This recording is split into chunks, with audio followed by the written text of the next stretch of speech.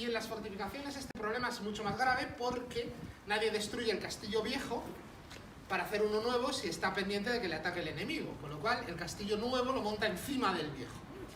Esta riqueza estratigráfica de las fortificaciones hace que los edificios sean muy complejos de interpretar, muy complejos de entender, pero muy emocionantes de investigar. Para que os hagáis una idea, ese muro que veis ahí, de cal y canto, que viene por aquí, que viene aquí, hacia abajo, no eso de arriba, es una puerta, es en la cerca que está siguiendo el perímetro del antiguo castro prehistórico, pero es la cerca que hace Fernando II, es una cerca medieval, hecha de, que además luego veremos tiene dos capas. Esto que veis es el muro que podríamos decir que hacen los templarios, que está forrando otro muro que está detrás, en estos casos no porque han desaparecido, pero en otro lo veremos, que estaba hecho con bolos y arcilla, que es realmente el que hace el Fernando II de León. Y por tanto es un castro no pre-romano, es un castro, se llama castro en la época de Fernando II de León, y de hecho Fernando II de León repuebla varios castros que habían sido castros prerromanos. Repuebla Castro Ventosa, por ejemplo. Es decir, muchas de las estructuras circulares, de pallozas circulares que aparecen en Castro Ventosa son medievales y no son prehistóricas. Aquí tenemos estructuras circulares medievales y debajo de ellas estructuras circulares prerromanas. Por tanto, tenemos dos niveles de castillo. Este viejo castillo sufre una modificación importante en el siglo XIV. Bueno, este viejo castillo no es un viejo castillo, es una ciudad. Ahí dentro hay casas, pallozas, iglesias, seguramente la bodega del Palacio Nuevo sea la iglesia de la época, y edificios del siglo XIV, XIII. A mediados del XIV, el castillo se entrega, la ciudad, que es esto, es entregada a los castros. Los templarios dejan de Claro, los reyes tienen un problema, que si me lo quedo yo, que si te lo quedas tú, que tal, y al final se lo dan a un noble gallego, Pedro Fernández de Castro, que cuando ve este recinto de lleno de gente dice, ¿esto cómo lo defiendo yo? Entonces, en una esquinica, allá al fondo, se construye el primer castillo real que existe, que es aquello, que es el castillo viejo. Se construye, si no recuerdo mal, en 1354, 53. Y aquello es el castillo viejo, y todo lo demás es Ponferrada. O sea, estamos fuera de Ponferrada, esto es la puerta de Ponferrada. Y esto se mantiene así hasta que el conde de Lemos, Pedro Álvarez Osorio, se hace con el castillo. Las vicisitudes de Pedro Álvarez Osorio son muy complejas, se hace con el castillo, pues entre otras cosas porque rapta de un convento a la legítima heredera, se casa con ella y lo reclama, para que nos hagamos una idea, y empieza a engrandecer el castillo. Él inicialmente vive allí, pero luego empieza a construir torres por fuera. Es decir, esto pasa. Bueno, en el 14 hacen una puerta, ¿veis estos modillones de aquí? Hacen una puerta parecida a la que tiene el castillo viejo, pero luego esta puerta es arrasada y entonces el conde Lemos hace otra puerta que tampoco conservamos. O sea que aquí hay tres puertas, pero no tenemos ninguna. Pero después dice, no, para proteger el castillo lo que voy a hacer es una estructura abierta por la gola, es decir, que no, si me la toman no me puede ver, y rodea de torres abiertas por la gola el recinto primitivo para defenderlo mejor. Pero sigue siendo el castillo, sigue siendo una ciudad. Pero se hace un palacio, el Palacio Viejo, que es donde está la biblioteca, que no es este, es el Palacio Nuevo, y hasta ahí las cosas siguen más o menos igual, aquí sigue habiendo gente y tal. Pero cuando decide hacerse el Palacio Nuevo, echa a la gente. Seguramente la iglesia de Santa María del Castillo es lo que ahora es la bodega, el Palacio Nuevo. Seguramente me van a matar. Seguramente la leyenda de la Virgen de la Encina se la inventa el conde de Lemos, ¿vale? Y saca a todos los señores fuera y dice, esto es mi castillo. Y entonces en ese momento este recinto pasa a llamarse Castillo Nuevo, porque Castillo Viejo es aquello. Aunque estas piedras sean más antiguas que aquellas. Y él, cuando ha hecho este primer recinto y estas torres abiertas por la gola, la puerta del castillo pasa a ser esta. Y ahí había un puente levadizo. ¿Veis esas maderas? Es el puente levadizo de la entrada del castillo. Pero después de muchas vicisitudes, de tener un hijo que se rebela contra él, de desheredarle, de casarse, de desheredar a sus hijas, de legalizar a su nieto bastardo, un problema, un novelón, un drama shakespeariano, claramente. Es el Rey Lear, prácticamente. el argumento, reconoce a su nieto bastardo y lo proclama, luego lo hablaremos del tema, señor de Ponferrada. Y como le tiene que poner una divisa, y es un bastardo, y no le puede poner el escudo. Bueno, primero se ha dedicado, todas estas obras, ese es el escudo del duque de Arjona, pero lo pone el conde de Lemos. En aquel cubo está el escudo de Beatriz de Castro, que estaba muerta cuando lo pone. Porque todas las obras que hace el conde de Lemos le pone símbolos anteriores a su dominio, o de su primera fase de dominio, es decir, casado con Beatriz de Castro, para que sus hijas de su segundo matrimonio no lo puedan heredar. Las hijas de su segundo matrimonio es un matrimonio con el conde de Benavente, su gran enemigo. Y además una de ellas está casada con... Pero no tiene que llegar al Cantábrico, coger la venera y volver. Pero para ir no iba con venera. Iba con una tau.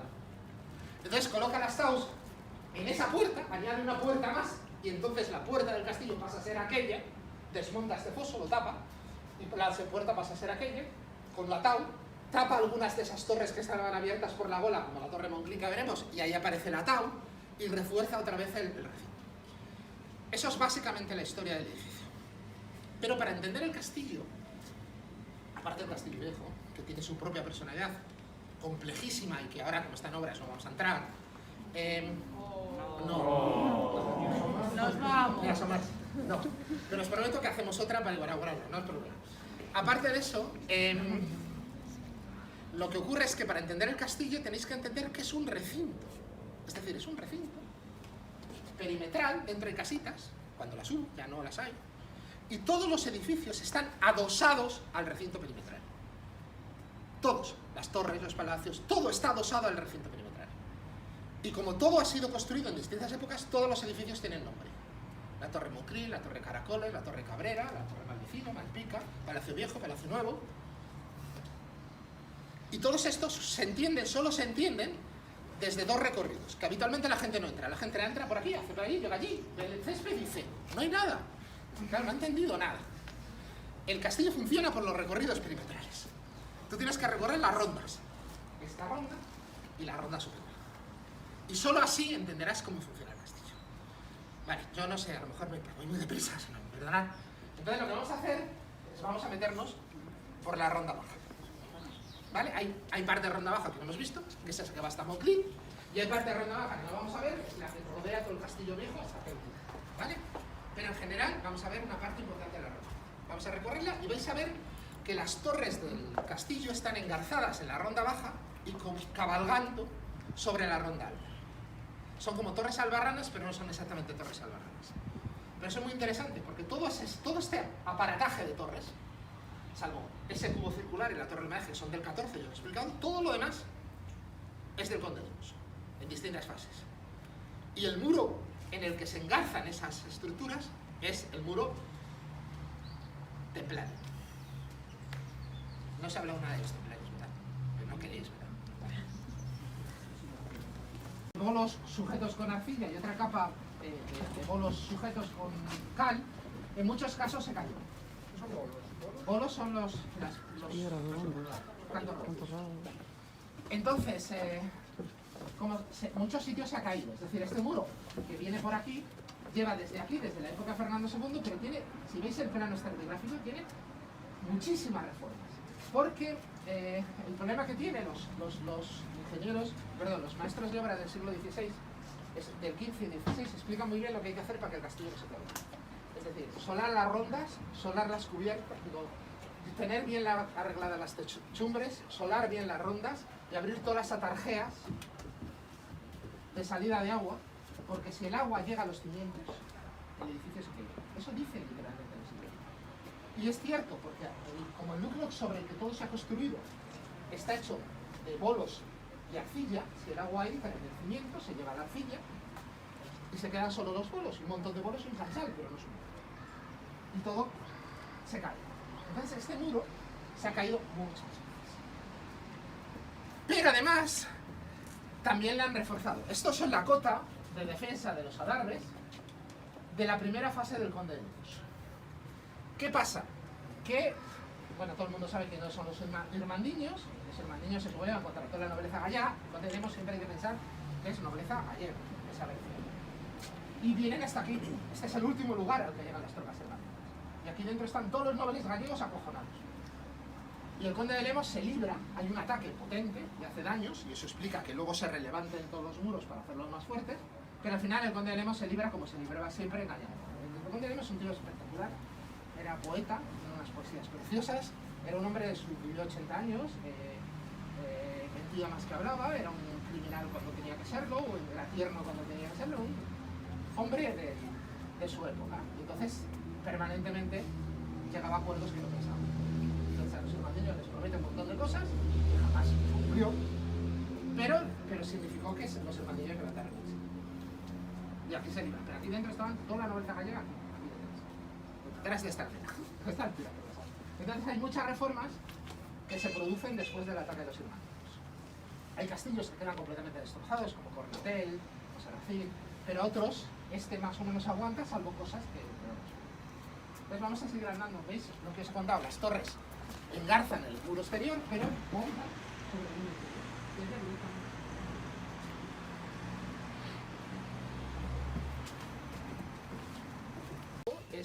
Está hecha de bolos de arcilla.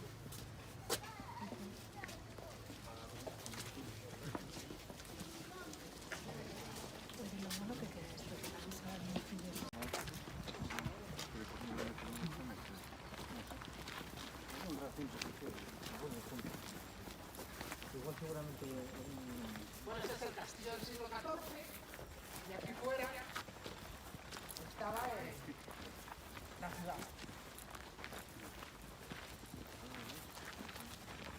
De hecho, la gran aventura que queda todavía en el castillo, cuando vemos que en el castillo viejo, la gran aventura que queda es excavar toda esta plaza. Pero excavar esta plaza no es tan fácil, porque intentaré explicaroslo para que lo veáis.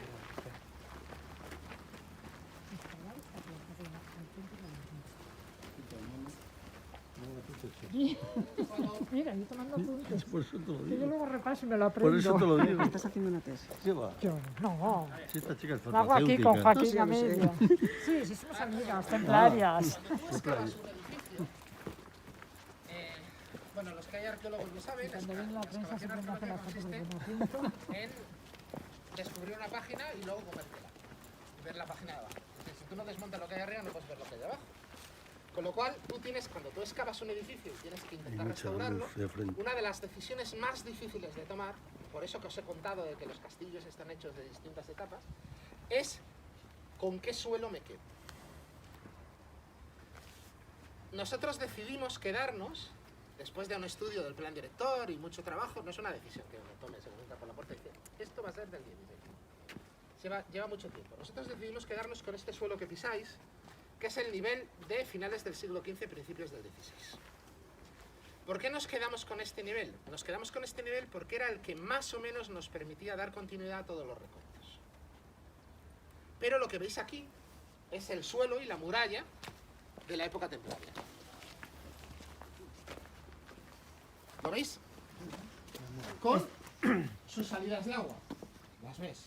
Esa salida de agua es del 16, pero la muralla está más abajo. Si venís para acá, Esta es la muralla templaria. Ese es templario. Es. si venís para acá, Esta es la muralla templaria. aprovechando las salidas de agua, esto que os estoy contando es la verdad, es decir, no es que la verdad, es el leitmotiv del trabajo, es decir, abrir las atarjeas para que salga el agua, porque si no el castillo se cae. Entonces, ¿qué atarjea hemos abierto? Estas atarjeas son las del siglo finales del 15, principios del 16, con muros de los otros. ¿Vale? Estas cosas de pero eso que veis ahí es el cimiento de los almacenes que había en el siglo XVII. O sea, el edificio subía de ahí. Y esa es la cota del suelo del siglo XVII. Y esto que veis aquí es la salida de agua del suelo del siglo XVII. Es decir, cuando tú trabajas en un edificio de estos, como digo, hay que excavar eso. Ya, pero ¿con qué suelo me voy a quedar ahí? ¿Voy a dejarlo todo a nivel de la cota del siglo XV? ¿Me voy a bajar más y lo voy a dejar toda la cota de los templarios? Entonces, ¿y qué hago con todo lo que hay encima? Por tanto, una restauración del edificio tan complejo estrategicamente tiene siempre ese problema. Tienes que tomar una decisión de qué suelo me quedo. Normalmente hacemos ese tipo de cosas, os la he enseñado en la calle Ronda, os lo enseñé ahí, que se llaman ventanas. Yo hago un agujero en un pavimento para que se vea algo que está más abajo. Pero el problema es cuando yo tengo cosas que están más arriba. Ahí es donde realmente estoy atado. si yo intento seguir el nivel del siglo XV, tengo que desmontar todas las estructuras de origen. Y debajo de los templarios están los prehistóricos. Que evidentemente no voy a excavar completamente porque si no me caeré sin castillo.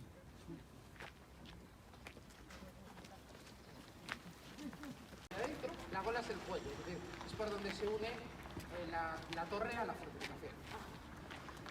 Y veis como después la tapan por fuera, la tapan por dentro para hacerle una pequeña casilla. La torre no cae. Y por eso ponen la tapa, porque es de la época ya de los 1480. Hay una cosa muy interesante que veréis en Cornatel y que veréis en Ponferrada y que también aparece en Serrafín, en Balboa no tanto, pero y un poco en Coruñón. Y es que cuando el conde de Lemos construye sus castillos, los paisanos bercianos, aquí afuera, cuando hace Monclín ya los ha hecho, los paisanos bercianos viven en payozas. Y el conde de Lemos, que trae canteros vizcaínos, empieza a hacer grandes galerías de madera que además no tienen comunicación por abajo independiente arriba, escaleras exteriores que suben a esas galerías y un montón de recursos que hoy podemos ver en toda la arquitectura popular berciana. Si vais a Santiago Peñalba, a Cebo, a todos estos, descubriréis que esas historias de grandes galerías de madera, escaleras exteriores que suben, es la arquitectura popular berciana. Pero cuando el conde de Lemos lo hace 500 años, los bercianos viven en payozas. Toda la arquitectura popular berciana es una copia de la arquitectura culta que construye el conde de Lemos en sus castillos. Y además, luego lo veremos en Cornatel, este sistema de grandes galerías exteriores, con algunas veces las grandes jambas, por ejemplo, no sé si veis allí en la parte de atrás de Cabrera, con las grandes esquinas rematadas de piedra, para dejar el espacio abierto hacia atrás, eso es propio de la arquitectura vizcaína y cántabra, porque los canteros que trae el conde de Lemos para hacer esta fase son vizcaínos. En concreto de las encartaciones de Vizcaya, que incluye parte de Cantabria. Vamos a subir, por tanto, veis esta escalera exterior, pero allí tenéis otra escalera exterior, en Cornatel tenéis otra escalera exterior que va a las galerías. Es decir, si a vosotros os cuentan una escalera exterior de piedra que comunica una galería desde la que yo accedo al espacio, estáis pensando en la arquitectura popular berciana, a que todos os llega esa imagen. Pues tenéis que pensar que cuando esto se hace, los bercianos viven en payozas. Y por tanto están copiando un modelo constructivo importado, externo, no berciano ni siquiera, que con el conde de Lemos y que marca profundamente a la arquitectura de Bier desde el resto.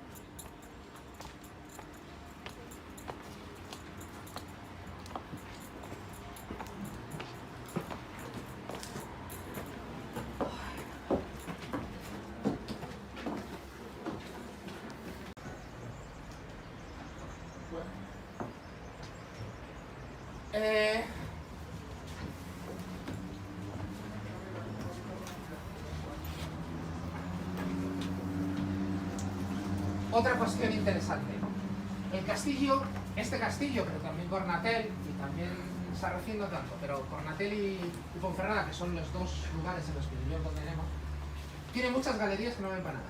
Es decir, esta galería solo tiene una puerta. Y entonces, ¿para qué sirve esto? Hemos reconstruido todos los apoyos de las vigas, todas las marcas del tejado, todos los apoyos de las vigas abajo. Es decir, aunque la madera es nueva y no hemos hecho madera medieval para no engañar, la estructura es exactamente igual que la que era originalmente. Las vigas están donde estaban, los pilares están donde estaban. Por tanto, ¿para qué sirve esto? ¿Para qué sirven todas las galerías que hay por allí? Que no, bueno, las que están en la biblioteca vieja, digo, en el Palacio Viejo, para mirar. Bueno, claro, Ponferrada era mucho más bonito. O sea, en el campo. Está lleno de sitios para mirar.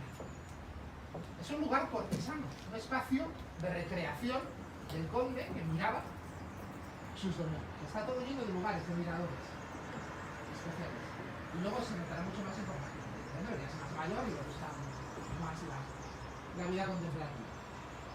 Pero esto es una cosa muy interesante. El uso de la madera. De hecho, las descripciones que hay del castillo del siglo XV dicen que, bueno, que la piedra no era gran cosa, porque es una piedra muy mala, pero que las maderas eran extraordinarias. Que había unas grandes cubiertas y unas grandes vigas de roble, era todo roble. Y todos los visitantes del castillo halagan continuamente la madera del edificio. Es un edificio básicamente de madera. Vamos a continuar por la ronda alta para ver un poco esa idea de que todo está engarzado en torno al corredor defensivo. Entonces se llama de caracoles, pero no tiene garitas, sino tiene torrecillas. Y esta es una estructura, estaba libre, abierta por la gola, y esta es una estructura que está descrita que hicimos, permitía entrar en todos los elementos, que es en la documentación del siglo XV, el andamio por donde se sube a caracoles, que fue una recreación que tuvimos que hacer para poderla. Lo que ocurre es que eso habitualmente no ha sido visitable nunca, y no sé si a partir de ahora empezará a ser visitable. Se va a reformar por temas de seguridad, algunas escaleras, y no sé si terminaremos pudiendo ir. Ya que es el corredor y vamos a llegar a la Torre de Cabrera. ¿Vale? Igual que eso, aunque es el que es la restauración. Otra cosa interesante que no se contaba porque nos hemos empezado la visita dentro, es que las almenas de verdad son así, como las que veis aquí. Unos mazacotes inmensos, gordísimos y altísimos. ¿Vale? Las almenitas que hay en la puerta, esas cosas, esos aros, que parecen de juguete, son literalmente de juguete. Los colocan a finales del 19 para que quedaran monas. Esas tres del medio. No, todas. Todas las almenas que hubo ahí tendrían que haber sido... Si una almena no te cubre completamente y te evita que te pueda volar la cabeza por encima, no es una almena. Una almena es esto, ¿vale?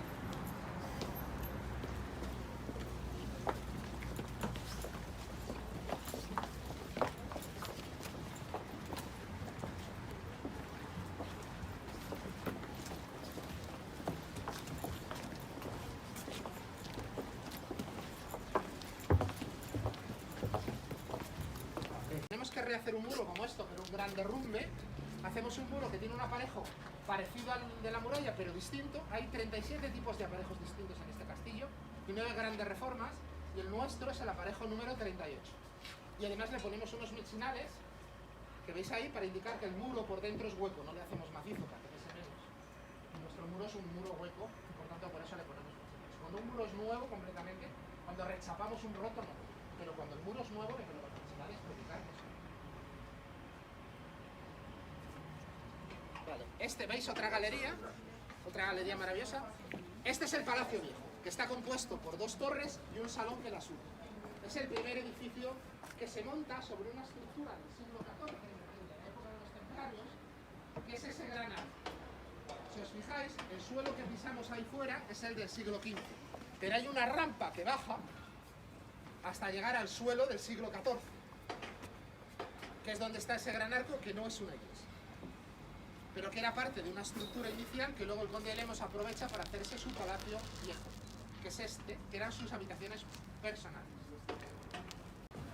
O sea, solo tiene una puerta, entrada, no sabemos ahí porque se parece que estaba caída, y esto eran las dependencias de cocina que se añaden en la segunda fase, no son de la primera fase estas dependencias de cocina, son de la segunda fase. Es decir, que cuando esta galería existe, y la hemos recuperado, ahí no había nada y tú veías todo el paisaje. Todo este cuerpo y este cuerpo se añaden después cuando se añade el palacio. Como de este no teníamos ningún tipo de información, porque del otro teníamos puertas, ventanas, incluso en algún caso 3 pisos de altura, pero de este cuerpo solo teníamos lo que veis, entonces se decidió dejarlo así. Si veis dentro, la sala es una sala entre las 2 torres, un espacio, lo que se ha hecho, luego veis en las fotos, se han colocado todas las vigas, todos los pilares están donde había evidencias de que estaban los pilares originales, y las vigas originales, y las cosas originales, incluso las escaleras originales, cuando ha sido restaurado. Perdona, ¿te puedes repetir un momento? Aquí es que cuando hemos llegado a los últimos... Digo que esta es otra de las galerías del Palacio Viejo. El Palacio Viejo tiene una galería para allá, otra para allá, y luego las grandes arcadas que veis arriba hacia el otro lado, en un espacio más alto que el resto, que servía para... También, un pueblo de Badajoz, que también es un castillo templario. Si es verdad, con la misma leyenda, que también se la encontraron dentro de una encina, si la Virgen era de la época templaria, también estuvo aquí dentro. La sacan fuera para ya en la época del mundo. ¿Tienen una capilla aquí? Sí, luego lo veremos, es la bodega. No coinciden con los pisos del cuerpo principal y por eso aprovechaban el desarrollo de la escalera, es decir, esa escalera hace exactamente el mismo desarrollo, las cubiertas están exactamente donde estaban, las vigas están exactamente donde estaban y la única licencia que nos hemos permitido ha sido hacer este gran hueco central para comunicar las dos alturas de la biblioteca.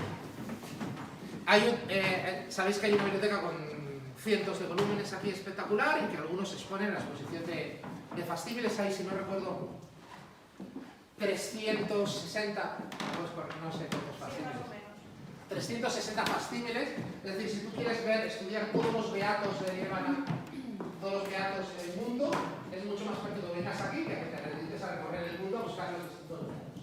Pues en estos últimos, hay salas de investigación para que la gente pueda estudiar los fascículos y hay una parte que está en exposición, hay una exposición que obviamente no vamos a ver hoy, porque la podéis ver libremente cualquier día, donde están algunas de las piezas más interesantes de esta colección de fascículos. Vamos a salir, vamos al palacio.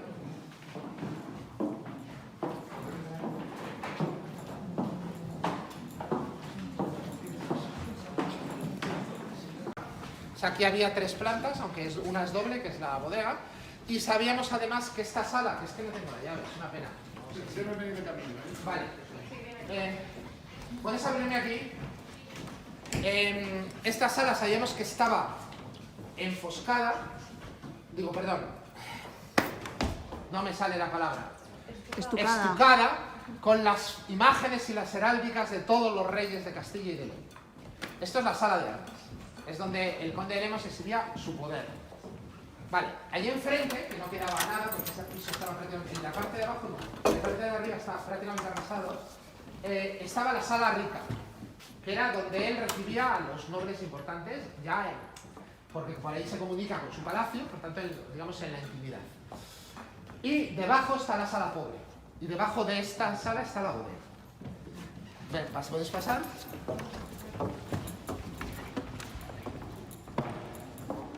Entonces teníamos esta pared entera con su puerta, esta pared no, aparte teníamos trozo, había un gran roto aquí que suponíamos que era una puerta, pero estaba roto. Y aparte era de adobe y teníamos esa pared caída completamente. Teníamos 2 paredes en toda la altura, pero veíamos dónde avanzaban las vigas, tanto abajo como arriba, y se hizo toda la restauración colocando, es decir, el espacio volumétricamente es exactamente igual que era el original. Exceptuando seguramente el altillo este de las cabinas de proyección y de traducción, pero como esa fachada no la teníamos, no sabíamos qué tipo de solución había ahí, por lo tanto decidimos hacer una cosa neutral, vamos a bajar, vamos a ver la bodega y luego vamos a ir a la sala.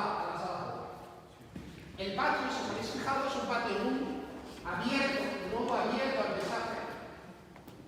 Y además abierto al sur. Es decir, solo tiene 3 salas y la que le falta es la que, si lo hubieran hecho, quitaría la luz del sur y además se miraría el norte. Por tanto, esto es muy típico de todos los palacios castillos castellanos de la segunda mitad del siglo XV. Casi todos los castillos de Valladolid, por ejemplo, la escuela de Valladolid, tienen siempre un patio de 3 salas en la que el muro que mira al norte es macizo, no tiene nada.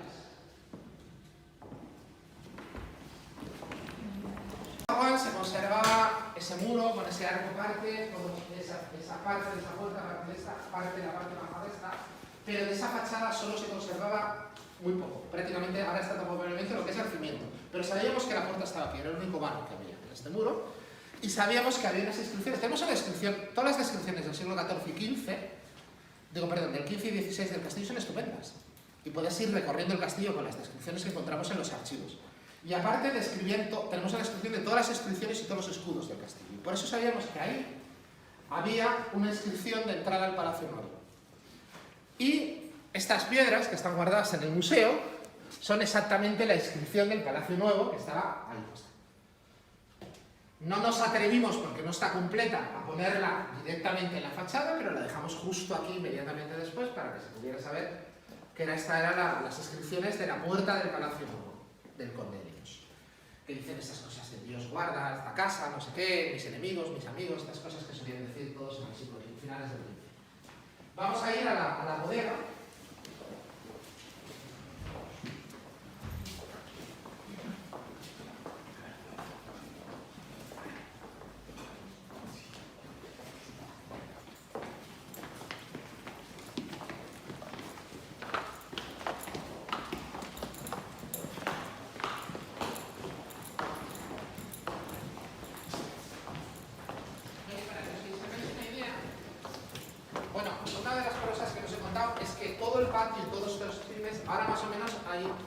pisando un suelo que está entre 4 y 5 metros más bajo que el montón de tierras que había.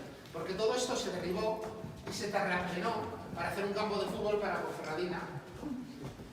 Y entonces derribaron parte del edificio para rellenar. Entonces todo esto estaba enterrado, es decir, cuando tú entrabas a este espacio, entrabas más o menos a esa cota, ibas andando por ahí, veías unas paredes que emergían, pero todo esto estaba bajo tierra. ¿Veis ahí el corte?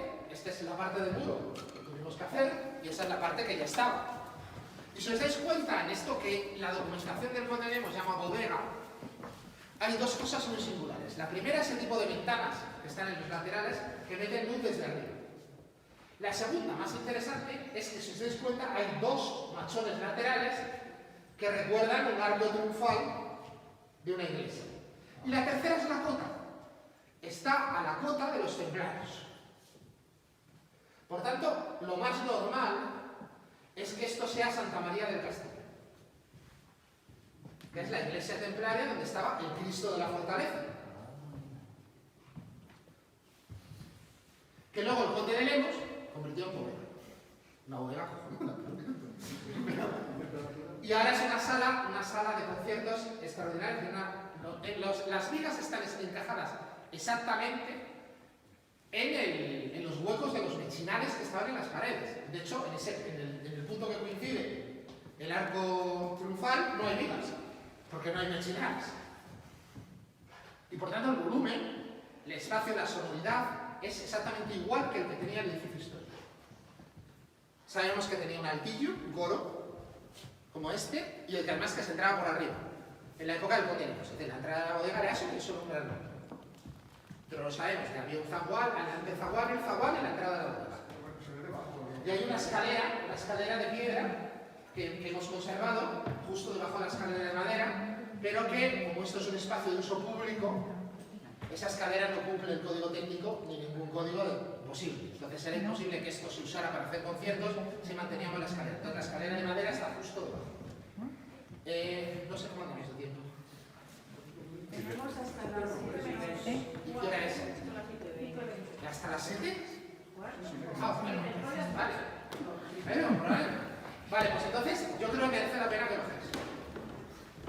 Hay un grupo terciano de música sefardí que hicieron un concierto aquí, les gustó tanto que han grabado varios discos aquí.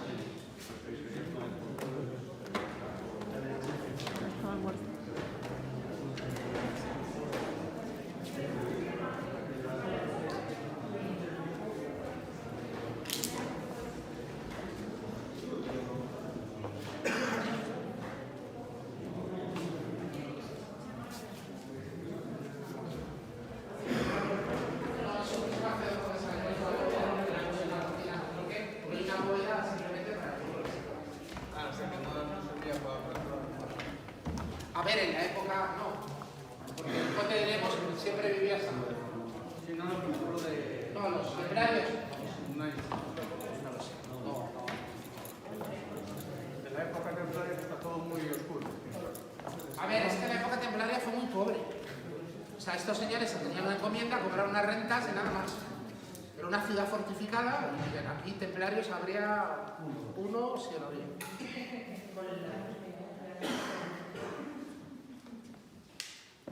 Bueno, veis un poco, la estructura es un sitio espectacular, absolutamente espectacular, que nadie sabía que estaba porque realmente, bueno, aquí había la cota del terreno era más alta que las que están ellos, entrabas desde allá 4 metros más alto y esto estaba todo bien en el terreno y ahí más o menos en el medio había un árbol inmenso. Una higuera de proporciones gigantescas. Vamos a la sala. Aquí tenéis unos paneles que explican el proceso de restauración del Palacio Nuevo, ¿vale? Es interesante que lo veáis, sobre todo para que veáis cómo estaba, es decir, antes de excavar y antes de restaurar, ¿vale? Una cosa muy interesante que tenéis que saber es que este jardín no era un claustro usable, estaba más alto, siempre estuvo más alto y no se podía subir. Era un macizo de flores, todo él preparado para ser observado, entonces las ventanas están en escaleras para estar más altas, para poder asomarse y entonces era un lugar, desde la galería tú contemplabas tu macizo de flores. Lo que ocurre es que como aquí hacen muchos actos, pues ha terminado siendo un lugar en el que le usan y han puesto una pasarelica de madera para entrar. Pero hay muchas de ellas, no me voy a extender con las soluciones de tapial, el tipo de cofrado, el tipo de soluciones, cuando se adosaban otros edificios. Bueno, esto es solo una introducción para que entendáis la raíz del recinto inicial de la villa de Ponferrada. Los muros lapideados de la fuerza vieja que dicen las crónicas. Que todo el mundo pensaba, y lo llaman fuerza, y en algunos documentos se llama castro, porque no le pueden llamar castillo porque no lo es muy grande y hay gente que vive dentro, y gente paisanos que viven dentro, ingleses que están dentro, pero tampoco le pueden llamar villa porque, bueno, Marsella de las Mulas es una ciudad, pero en general todas las fuentes hablan siempre de castros, con distintos tipos de construcción, soluciones de muros ampliados. Ponferrada, en origen, es eso, un castro ovoide de Fernando II, ¿vale? Que tenía muchas leyendas, y os he contado que cuando nosotros llegamos aquí en el 94, pues la Tau era templaria, y había un libro, todos habéis leído, o no sé si todos habéis leído, pero algunos hemos tenido la desgracia de leer Octavio Atienza, que juraba que si ponías una Tau en el centro del cañón del río Lobos, en la ermita del tal, pues se lleva del cabo de Creus al cabo de Finisterre, y que, bueno, no os voy a contar todas las cosas. Pero cuando empezamos a documentar, nos dimos cuenta que los documentos mienten, que los escudos mienten, que los escudos que se colocaron aquí los consiguió el conde de Lemos para engañar a sus descendientes, que el conde de Lemos era capaz de firmar una cosa y la contraria al mismo tiempo, y que en el archivo del conde de Benavente dice A y en el archivo del conde de Lemos dice B, y los dos tienen el sello legal. ¿Cómo y el día? Sí, sí. Y bueno, cuando empezamos os he contado, ¿veis? Esto es la sala pública, estamos aquí. Eso era lo que veis, el campo de la Ponferradina, con algunos matojos, y cuando empezamos a excavar, pues empezó a aparecer esto. El castillo tiene muchísimas etapas constructivas, muchísimos aparejos, que podemos hacer una micro lectura estratigráfica, una macro lectura estratigráfica, y en cada una de las esquinicas nos va contando un poco su evolución. Y todas las restauraciones que se han hecho, la que estamos haciendo, el resto lo hemos restaurado, el castillo viejo, todo lo que estamos restaurando está respetando esa lectura. Es decir, hacemos una lectura previa para que al rejuntar no perdamos esa información. Podíamos ver los distintos tipos de huecos, troneras, saeteras para artillería, que nos permitían identificar las distintas etapas. Y el árbol cronológico de todos sus propietarios, que todos están emparentados efectivamente, pero ninguno es emparentado. Bueno, ¿veis un poco el proceso? Primero una cerca, que es la que le cede Alfonso IX a los templarios, luego se hace el castillo viejo, y luego el conde de Lemos llena de estructuras la vieja cerca y lo llama castillo viejo. Esto es como sería en la época del siglo XIV, con las casicas y el castillo viejo. Esto es la primera etapa del conde de Lemos. Esto es la segunda etapa del conde de Lemos. Y esto, la actualidad. En toda la intervención se ha procurado. Esto que veis aquí era el primer folleto que damos nosotros cuando vemos el castillo después de las primeras obras. Es este. Con 8 tipos de aparejos distintos para que la gente fuera con los aparejos y dijera, mira, ese es nuestro templero, mira, ese es el conde de Lemos, mira, ese es de los Castro. Porque era posible en el edificio. Y una de las intervenciones, todas las intervenciones que se han hecho para que esa legibilidad de las intervenciones. Esto es uno de los, en la carta de restauración de Icofor que he redactado para UNESCO en los últimos años, uno de los apartados dice que la compatibilidad estética significa que la intervención debe ser estéticamente compatible con el material. Sin embargo, debe garantizar la permanencia de la lectura estratigráfica previa y debe ser la propia intervención estratigráficamente legible en sí misma ella. Es decir, no podemos hacer falsos históricos, no podemos destruir la lectura y al mismo tiempo tenemos que hacer algo que sea compatible estéticamente con lo que hay. Esos son los cánones con los cuales hemos construido toda la restauración del edificio. Os contaba, ese es el muro que hemos recorrido. ¿Veis? Está lleno de colorines. Cada colorín es una fase, y como siempre va el muro por el mismo sitio, significa que se ha caído muchas veces. Con todas las etapas constructivas, y esa es la sección que, veis, primero existía la muralla de playa, luego la añaden un recinto exterior, luego el Conde de Lemos pone unas casitas, luego vienen los del 19, se adosan, pero claro, los de Saxe, como están en esa cota, eliminan toda la cimentación del muro, y cuando quitan las casas se caen. Y esa es la estructura. Para nosotros eso se sujeta porque hay una gran zapata de hormigón que sustituye a las casas que derriban.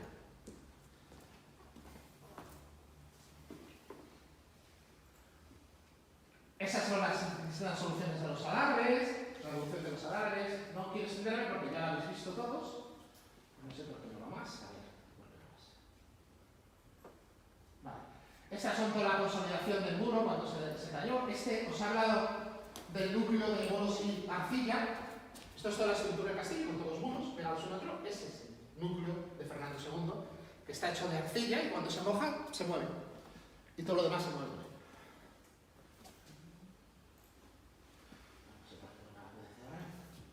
Bueno, evidentemente os conté, nosotros lo que hemos hecho ha sido hacer caso a los maestros de obra del siglo XIV. Nos dijeron, hay que solar las rondas, las hemos solado, hay que arreglar las cubiertas, las hemos arreglado, y hay que abrir las atarjeas para que salga agua, las hemos abierto. Y eso es lo que garantizará que el castillo no se caiga.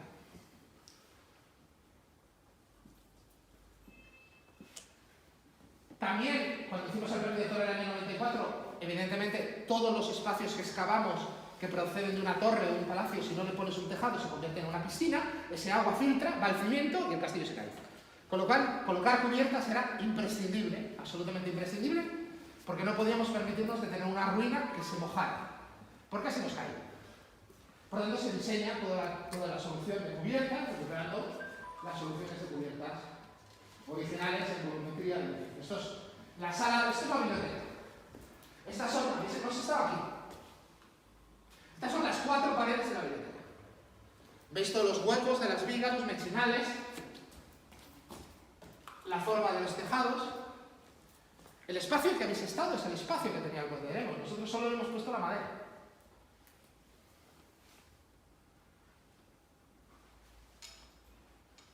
Estos son los distintos espacios, como estaban antes y como están después. Lo habéis recorrido. Espera un momento. Sí. No, quiero ver un minuto. La comparación.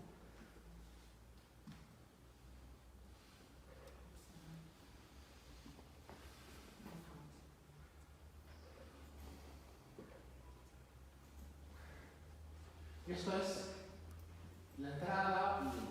Vale.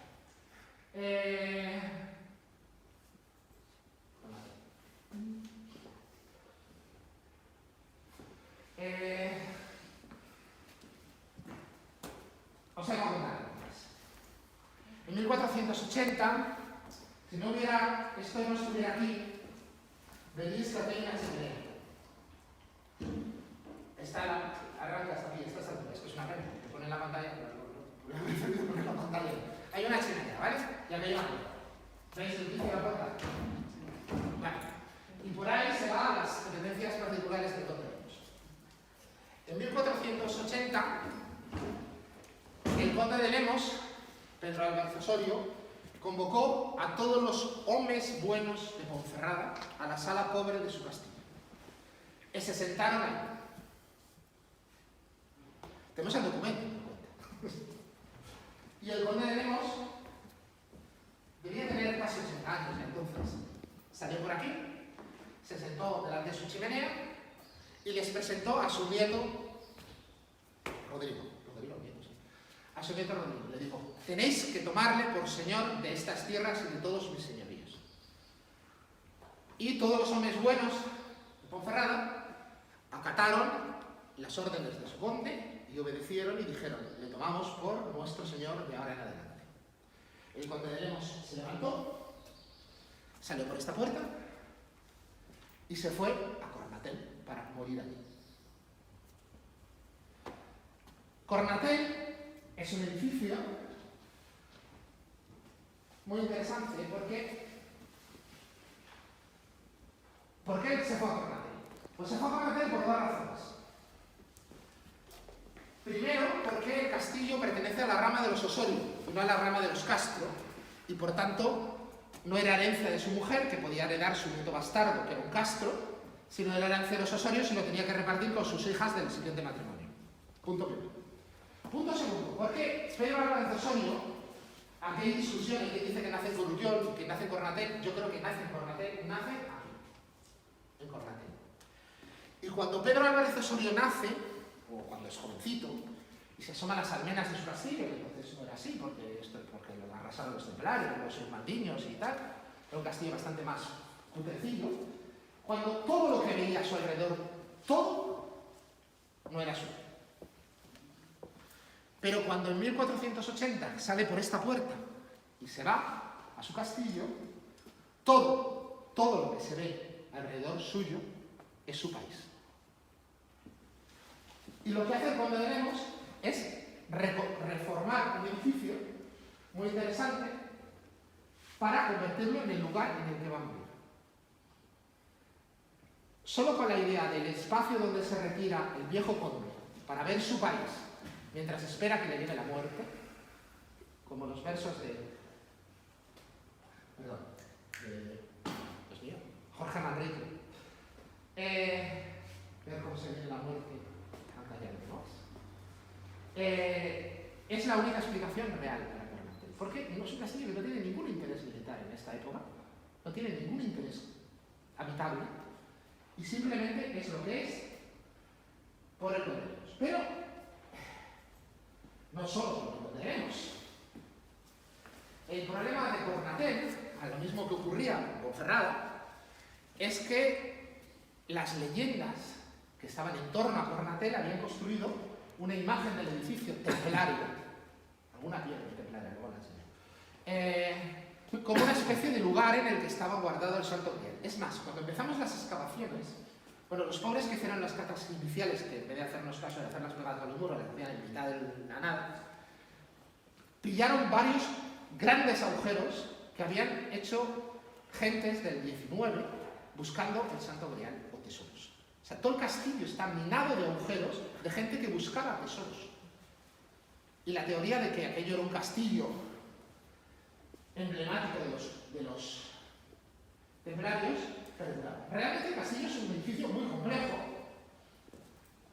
Esto que veis aquí es el basamento de un templo romano, macizo, completamente macizo, una cosa brutal, tan brutal que todo esto que se ve por fuera son las escorrentidas de la cal precipitada, que durante siglos y siglos el agua que ha entrado y filtrado por dentro del muro ha filtrado esa cal, por pensar que la cal de un muro necesita estar en contacto con el aire para fraguar. Los romanos hicieron una masa tan brutal que la cal interior no llega a fraguar nunca, y el agua la arrastra y se precipita en la superficie exterior. Esto otro está levantado ya por el conde de Lemos para hacerse sus casitas, y el viejo castillo con sus almenas quedó inutilizado cuando el conde de Lemos levantó sus edificios. Es un edificio, por tanto, muy complejo estructuralmente. Ese es el basamento romano, ese es el famoso hueco por el que todo el mundo se asomaba. Los escombros llegaban a la altura del hueco, sí, los que corrocan Cornatel desde la obra. Y cuando lo excavamos todo, descubrimos un montón de cosas interesantísimas, pero nos quedamos sin vistas, porque le excavamos mucho más. El conde de Lemos lo que hace es construye sus habitáculos encima del basamento romano, pero sin meter los muros de 4 metros del basamento romano.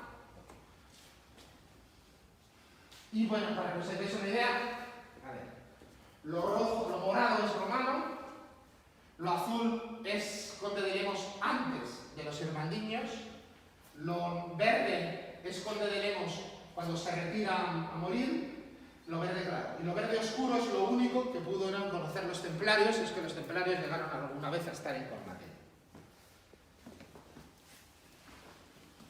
Veis también cómo el edificio del conde de Lemos, el que se construye con su edificio, tenía unas galerías, veis las marcas. Este es el muro de la galería de abajo, aquí apoyaban las galerías, y tenía una escalera exterior, típicamente veneciana.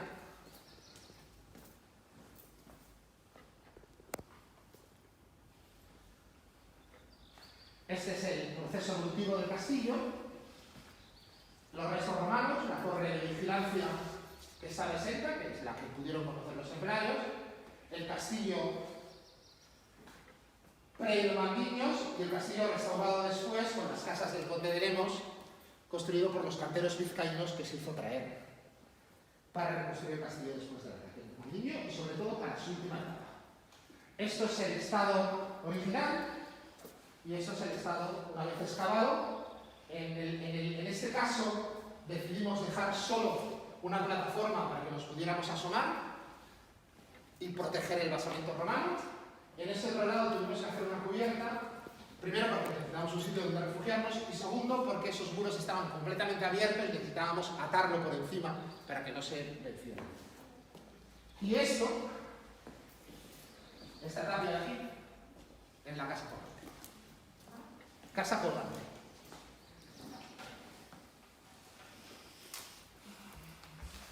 Veis un poco el proceso de excavación, el proceso de restauración. Encontramos muchas de las novelas de las piedras que habían sido desmanteladas y pudimos volver a reconstruir muchos de los arcos.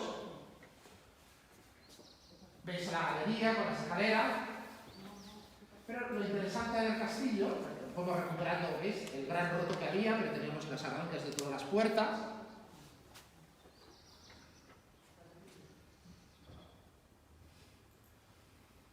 Pero lo más interesante del castillo era también lo que no hicimos. O sea, indultamos un árbol, ahí, que tendríamos que habernos cargado, pero no hay que desescombrarlo todo.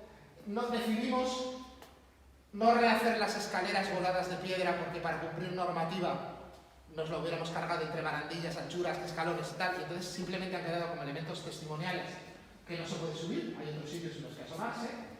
Decidimos no ponerle un pavimento al basamento romano para no confundirlo con una sala pavimentada, aunque el conde de Lemos sí la tenía pavimentada, y dejamos las marcas de todos los agujeros que los animales que buscaban el Santo Grial habían hecho. Es un basamento romano, 7 metros de grosor, que alguien se perforó así a buscar el Santo Grial en el siglo XIX, y no sé si lo encontraron. Desde luego, nosotros no lo hemos encontrado. Y en la sala principal del conde de Lemos hay que tener en cuenta que esta sala es la sala, aquí hay una cubierta, ¿la veis? Ahí hay una chimenea y aquí hay un gran ventanal que miraba al Bierzo. El problema de este ventanal es que no teníamos, a diferencia del resto de las puertas que teníamos la evidencia del corte, la marca, alguna evidencia para saber cómo era, aquí no teníamos nada, absolutamente nada para saber cómo era. Teníamos básicamente 3 opciones: hacer un ventanal medieval muy mono, que sabemos hacer, seguro que hubiera dado el pego; hacer un ventanal moderno, que también sabemos hacerlo y seguro que hubiera quedado muy bonito; o no hacer nada. Entonces decidimos no hacer nada, dejar simplemente, retiramos el forjado para respetar el ancho del muro del basamento romano, que son esos 4 metros, y dejamos simplemente el roto. ¿Por qué nos interesaba conservar algo que es donde todos los bercianos iban a hacerse la foto antes de que hiciéramos la obra y donde queríamos que siguieran haciéndose la foto después de hacer la obra? Lo que hemos hecho últimamente es la Casa Colgante. La Casa Colgante era un edificio, bueno, era una tapia,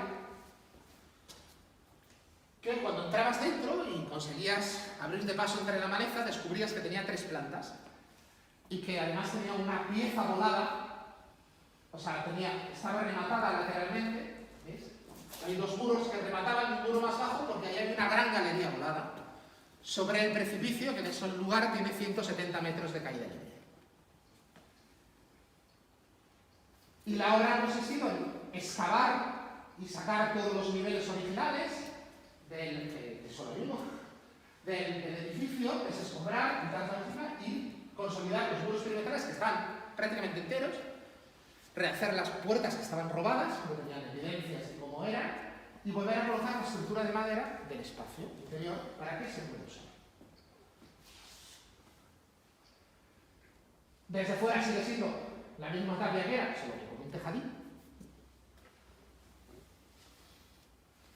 Pero cuando le das la vuelta, termina siendo el espacio espectacular, como todos los grandes miradores del conde de Lemos. La otra galería del conde de Lemos. Interiormente es un espacio muy interesante, muy complejo, porque hay muchísima diferencia de altura y está toda la roca trabajada en los laterales y vas bajando entre la roca. Eso es un poco las salas. Y es curioso porque, aunque hay mucha obra y hemos metido mucha madera y hemos trabajado y hemos cuidado mucho los detalles, la gente entra y va directamente al balcón y hace ¡oh! Y entonces al final el edificio, estos son los horarios, en el descanso de comer. Cuando estábamos en verano, esto lo estábamos haciendo, todo el mundo estaba confinado en su casa, menos nosotros que estábamos aquí encerrados. Ese era el lugar donde comíamos durante el confinamiento, cuando íbamos de visita de obra. Y veis, es imposible sustraerse al encanto del paisaje y del lugar. Por tanto, al final hemos terminado haciendo lo mismo que hacía el Conde de Lemus. Sentarnos a ver su mundo, esperando, espero que no la muerte, pero sí, ver pasar tranquilamente. Y esto sin nada más, aquí acaba en esta sala pobre, en la que se enlazan las historias de Ponferrada y Cornatel, acaba mi conferencia. Muchas gracias. Realmente 3 muros, ¿vale? Menos el espacio que está abierto, y este muro, el que da al Sidre, es mucho más bajito, solo afecta a la planta de abajo, y estas 2 esquinas de aquí están rematadas con sillares. Son los laterales de una galería cántabra.